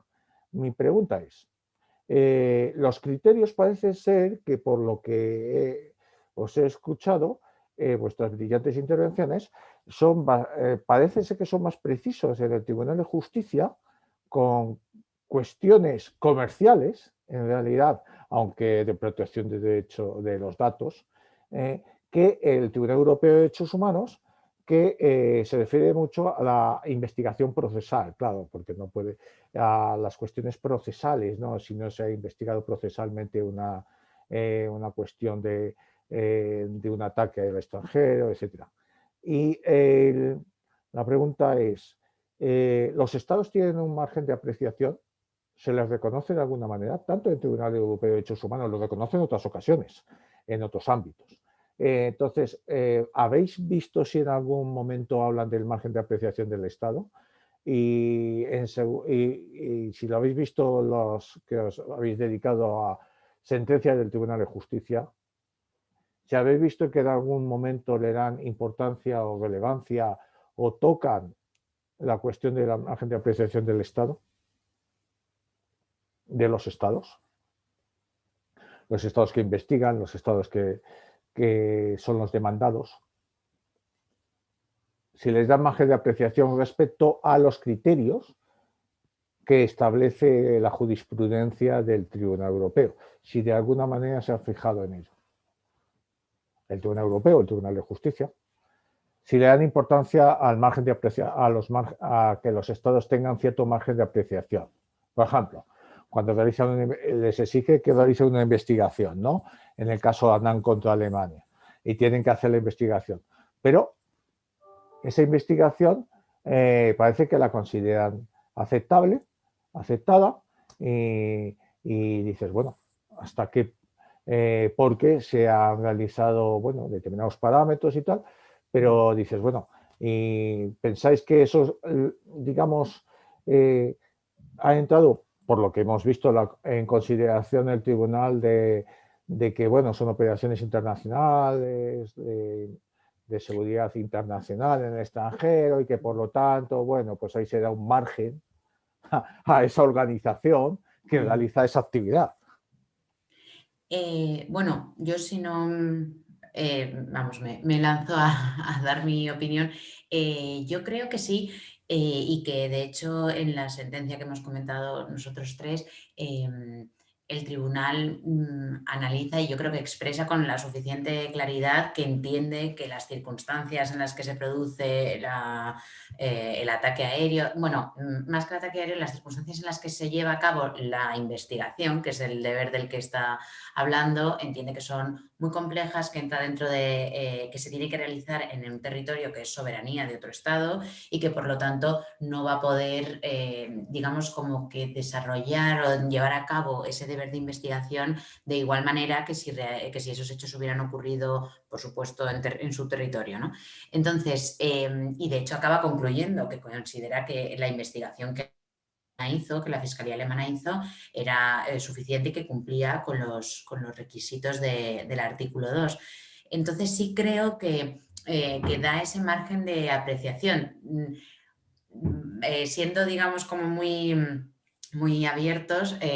Mi sensación es que elabora esta doctrina o que aplica de esta manera específica el vínculo jurisdiccional, este criterio de vínculo jurisdiccional, por no dejar o por no avalar la no investigación o una investigación a lo mejor insuficiente de unos hechos en una operación militar, pero en realidad, y es lo que viene a decir, es tienes que investigar, aunque entiendo que en esas circunstancias prácticamente cualquier diligencia de investigación va a poder satisfacer, ¿no?, los estándares que establezco, porque entiendo que en estas circunstancias específicas no se puede comparar con otras, ¿no? Entonces sí creo que hay un margen de apreciación. Por eso digo, creo que en el fondo esta sentencia es más propositiva, es más como si fuera una llamada a llevar a cabo investigaciones, incluso aunque esas investigaciones puedan ser, pues eso, ¿no? O sea, muy, muy leves o que puedan ser incluso inconclusas. Jado, Alessandra. Bueno, a ver, sí, no sé si le dejo a Harold primero. Adelante. No sé qué prefiere. ¿Voy? A ver, yo creo, sí que creo, como acaba de decir la otra ponente, que sí que deja un margen de apreciación, pero ese margen no creo que sea como muy, muy amplio, porque incluso, por ejemplo, en el caso ANAN, en el párrafo, si no me equivoco, 145, cuando el tribunal hace hincapié en el hecho de que sí que es verdad que el contexto en el que se producían el contexto en el que había ocurrido la muerte, que era un contexto de hostilidades activas, y dice que, claro, que habían restricciones a las facultades legales de Alemania para investigar, que las circunstancias podían ser más problemáticas, pero dice que eso no excluye per se la determinación de que podrían haber sido necesarias nuevas medidas de investigación, incluso mediante el uso de asistencia jurídica internacional y tecnología moderna. Y creo yo que sí que se lo deja, pero al enunciar todas las características que a lo mejor una investigación tiene que cumplir para ser considerada efectiva, minuciosa, que se debe realizar en un tiempo breve y que tendría como que esclarecer los hechos y como identificar, decimos, a los culpables, se lo hará, pero dentro de ciertos límites, un margen, porque de todas formas una investigación tiene que cumplir esos caracteres. E incluso algo parecido, aunque no me parece que entra en detalle en el especificar los requisitos que tienen que cumplir una investigación, nos lo dice también en la sentencia de Georgia contra Rusia, porque ahí también se vino a determinar una situación en la que se daban estas circunstancias especiales, pero en ese contexto el tribunal hace como una aplicación por trozos de la convención, porque por ejemplo dice que en la fase de hostilidades activas Rusia no tenía jurisdicción para evaluar el uso ilegal de la fuerza, pero sí le dice a Rusia que tenía la obligación de investigar en función del artículo 2 en una fase de hostilidades activas. Y va a aplicar igual circunstancias especiales en ese caso. Entonces yo creo que sí que es como se lo da, pero con, no, ¿cómo puedo decir? No con mucho margen. No sé si he conseguido hacerme entender. Muchas gracias. Bueno, yo lo que creo es que esta sentencia, los hechos que tuvo que evaluar no eran los idóneos para avanzar un poco más allá en el tema del margen de apreciación. Por una sencilla razón, y creo que en eso coincidimos todos. Alemania tenía la obligación de investigar todos los hechos estos en un conflicto extraterritorial por 3 vías: legislación nacional, Estatuto de Roma y además el acuerdo que había firmado con la OTAN en la operación militar que iban a llevar a cabo. Es decir, tenía 3 fuentes, digamos, de obligaciones por las cuales Alemania tenía la obligación de investigar estos hechos. El Tribunal Europeo, por supuesto, trae a colación criterios que había establecido en sentencias anteriores sobre los requisitos que debía llevar esa investigación y los amplía y de alguna manera los desarrolla para este caso muy particular, que era cuando la operación militar era incluso fuera del espacio europeo de aplicación, digamos, de los estados partes del convenio. Es decir, una operación militar que se va afuera de los estados partes del convenio. Aquí hay una cosa interesante. El Tribunal Europeo perfectamente pudo haber compatibilizado, buscado el fundamento de la obligación procesal del artículo 2 en las propias obligaciones en que estaba Alemania por estas vías que habíamos indicado. Sin embargo, apela a un criterio de características especiales y lo que hace prácticamente es repetir las mismas obligaciones en las que obligaban a Alemania en este sentido. Es decir, trató de encuadrar dentro de lo que llamó circunstancias especiales a raíz de lo que había pronunciado el tribunal en Gusen-Jurplu y otros, aunque ojo, en el caso anterior que él toma como base para este criterio de circunstancias especiales fue para la aplicación dentro de estados del espacio europeo que eran partes del convenio, ojo. Por eso es que yo creo que tienen razón parte de los jueces minoritarios cuando dicen que no se ajustaba específicamente esa aplicación literal de circunstancias especiales al caso, aunque ellos los desarrollan. El tribunal dice no lo vamos a aplicar en abstracto, porque en este caso una aplicación en abstracto implicaría de que ese vínculo jurisdiccional se iniciaría o estaría patente una vez que usted inicie cualquier investigación, y en este caso el tribunal está diciendo no, ojo, no basta con que usted inicie una investigación, tienen que fundarse también en otros requisitos, pero cuando usted va a ver esos requisitos dice, bueno, vamos a ver qué nuevo hay de aquí, y lo que hace es replicar las propias obligaciones que había contraído Alemania en virtud de su legislación, en virtud del Estatuto de Roma, de su propia legislación nacional y del acuerdo con el OTAN. Es decir, no creo que haya sido, en mi criterio, la sentencia, los hechos idóneos para que se pudiera explicitar más allá de eso. La obligación de investigar existe. Los matices de esa investigación ya yo creo que sí estarían un poco al margen, ¿no? A la apreciación de los estados, siempre que cumplan los requisitos que ya fijaron. Porque en la sentencia se vuelve a reiterar requisitos que ya se habían fijado con anterioridad de cómo llevar a cabo esa investigación. Es cierto, con un poco más de margen cuando se trata de este tipo de conflictos extraterritoriales en otros estados, al margen del espacio europeo, para llamarlo de alguna manera, porque a veces se torna difícil, ¿no? Por eso habla de que investigaciones amplias, etcétera, etcétera. De acuerdo. Al hilo de ello, quería preguntarle a Adela, en el caso de Georgia, fijaos, es un estado parte en el Convenio Europeo de Derechos Humanos, hablas de un caso judicial realizado en territorio de Georgia y ahí, sin embargo, el tribunal considera que condena a Georgia tanto por por vulneración del artículo 3 en cuanto a los actos degradantes, en el artículo 3 tortura y actos degradantes, tanto en la vertiente sustantiva como en la vertiente procesal, ¿verdad? Y ahí dice, bueno, es que no ha realizado una investigación tal porque los hechos, ahí le resulta mucho más fácil comprobar que los hechos, y mi pregunta es también si habla en alguna ocasión de que a los estados partes se les tiene que conceder un cierto margen de apreciación en la investigación realizada de esos hechos.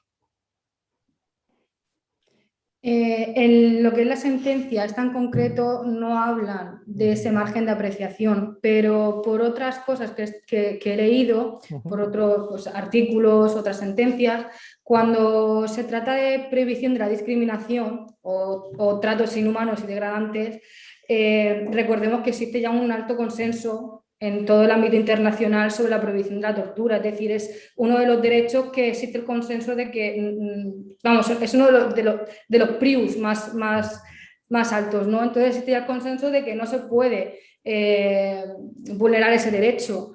Entonces, recordemos que a mayor consenso, menos margen de apreciación. Entonces, si bien no se habla en concreto sobre ese margen de apreciación, en estos casos en los que existe una vulneración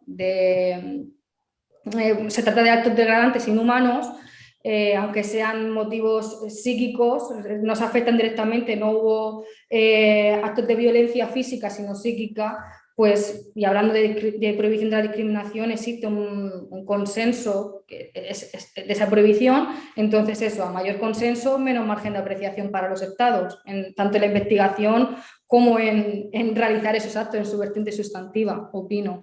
Claro, porque claro, estamos hablando de normas de jus cogens, porque en realidad es el núcleo duro de protección de derechos humanos, está claro.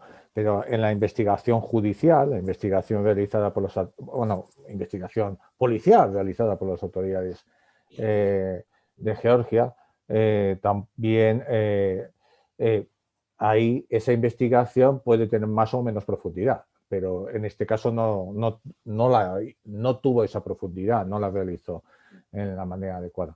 Y por último, quería, ya por preguntar, quería preguntarles precisamente a Ana y a Ana Cristina sobre la situación de la protección de datos y la importancia que le da el derecho de la Unión Europea. No es lo mismo que se produce en otros ámbitos, en Estados Unidos, por ejemplo, y claro, en las empresas, las grandes empresas, Google, YouTube, las empresas estas que tienen Facebook, que por cierto que están entre las 10 primeras empresas del mundo, porque las primeras 10 empresas del mundo hace 30 años eran todas petroleras o de automóviles, fijaos, ahora ya la mayoría son tecnológicas, creo que se cuela algún banco, pero vamos, y entonces están Apple, Google y tal, casi todas son estadounidenses, hay algunas chinas, y entonces, claro, me imagino que en el contexto de la guerra comercial, de la competencia claramente entre Estados Unidos y la Unión Europea, o entre Estados Unidos y China y la Unión Europea, en esta materia de Internet, etcétera, el hecho de que la protección de datos en la Unión Europea nos proteja un poco a los europeos, sin embargo, a lo mejor provoca dificultades a la hora de competir en el extranjero o en otro lado por parte de las empresas que están aquí, o a lo mejor, ¿entendéis lo que quiero decir? Que a lo mejor eso tiene alguna interferencia, ¿lo habéis visto en algún momento o algo? Porque evidentemente la protección de datos en Estados Unidos es menor, entiendo, y desde luego en China mucho menor. Entiendo. Entonces... Pues si os parece empiezo yo, porque sí. este es uno de los temas que me apasionan. En realidad estamos viendo una convergencia hacia el modelo europeo de protección de datos en todo el mundo. El otro día vi que había más de 140, probablemente unas 160 normas de protección de datos entre los distintos países del mundo. Así que cada vez hay más países que están adoptando normas de protección de datos. Y eso en Estados Unidos no hay una norma general horizontal, pero sí que hay varias normas sectoriales y sí que hay algunos estados como California que están adaptando leyes generales. Así que estamos viendo una cierta convergencia, incluso nos parece muy loco, pero China también ha aprobado y ha presentado recientemente un segundo proyecto de ley china de protección de datos personales, con algunos elementos en común con el Reglamento General de Protección de Datos, pero claro, desde una visión china de la protección de datos en los que el Estado tiene que tener acceso a todos tus datos. Aquí las cosas que yo he hablado ni se plantean. Entonces estamos viendo un cierto nivel de convergencia que creo que es muy interesante y el Reglamento General de Protección de Datos se considera como el modelo de oro en este sentido, y Anu Bradford ha hablado del efecto Bruselas, que hay muchas empresas fuera de la Unión Europea que lo están aplicando porque consideran que es interesante, incluso sin estar obligadas a ello. Pero sí que es verdad que recientemente pues el representante estadounidense para el comercio, todas estas medidas que he mencionado que tienen efecto extraterritorial, ha considerado que son barreras comerciales y las ha tildado como tales porque efectivamente suponen unos costes y también imposiciones a la forma de funcionar a muchas empresas norteamericanas. Y China recientemente ha adoptado una norma para crear contramedidas cuando injustificadamente otros países adopten normas con aplicación extraterritorial que perjudiquen a personas chinas. Esto no ha sido por el caso europeo, sino por ya sabemos, la guerra estadounidense, TikTok, Huawei, etc. Y hasta ahí, porque si me lío os tengo aquí toda tarde. Yo coincido plenamente con Ana y ella tiene datos mucho más específicos que se nota que le apasiona el tema, pero es que, bueno, la Unión Europea en realidad es un modelo, ¿no? A pesar de que, bueno, que económicamente tenga sus déficits, que no seamos lo suficientemente ambiciosos a veces, en realidad es un modelo, y para mí la protección de datos yo lo trato desde la perspectiva genérica que, por ejemplo, en la estrategia lo he estudiado, la paz y seguridad, es pues el mismo impulso que tiene, por ejemplo, con medio ambiente. Al final, si nos dan el Premio Nobel de la Paz, con todas las críticas que pueda haber, es porque somos capaces de impulsar y de servir de modelo para otros estados en relación a la protección de derechos humanos. Y bueno, hay algunos temas que se nos dan bien, medio ambiente se nos da bien, hemos apostado y somos en realidad un referente, protección de datos. Y yo creo que ahora mismo es el gran tema que le hace, bueno, pues estar muy fuerte a la Unión Europea, ¿no? La capacidad de proteger a sus ciudadanos, y al final eso cualquier otro estado lo tiene. Y de hecho en Estados Unidos es que es muy difícil que haya leyes, bueno, normas internas generales, pero sí que tengo conciencia, igual que con medio ambiente, que hay muchos estados que tienen una protección del nivel incluso a veces superior. Sé que hay algunos estados de Estados Unidos, la redundancia, que tienen leyes más proteccionistas en materia de medio ambiente que en la propia Unión Europea. Y bueno, pues poco a poco eso hace que empuje todo hacia el progreso, ¿no? Porque una simple cuestión, Ana.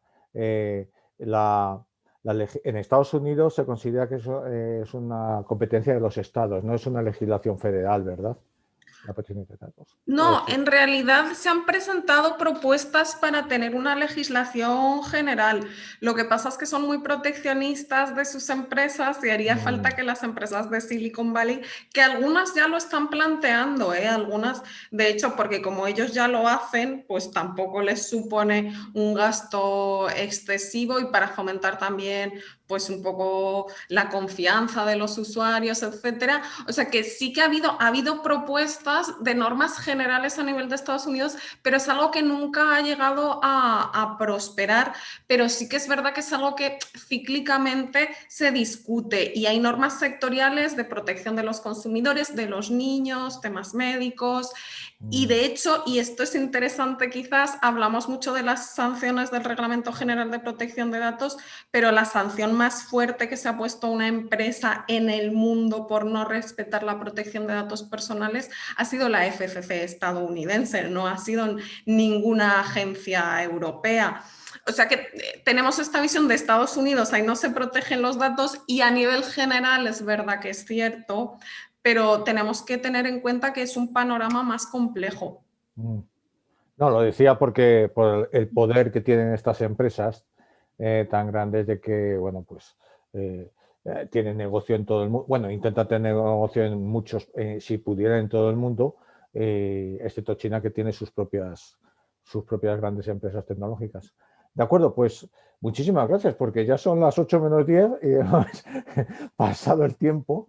Y me ha comentado Albert, antes se lo comenté, me dice que ya no vamos a pasar a la reunión general, que con esto damos por terminado ya el encuentro. Ha sido un placer escucharos y desde luego la grabación me imagino que será puesta a disposición de todo el mundo, así que voy a terminar la grabación. Menos mal que he dejado grabando también en el debate porque ha sido muy interesante. Muchísimas gracias también, tanto por vuestras intervenciones como vuestras preguntas, como vuestras respuestas posteriormente. Termino ya la grabación, voy a detenerla.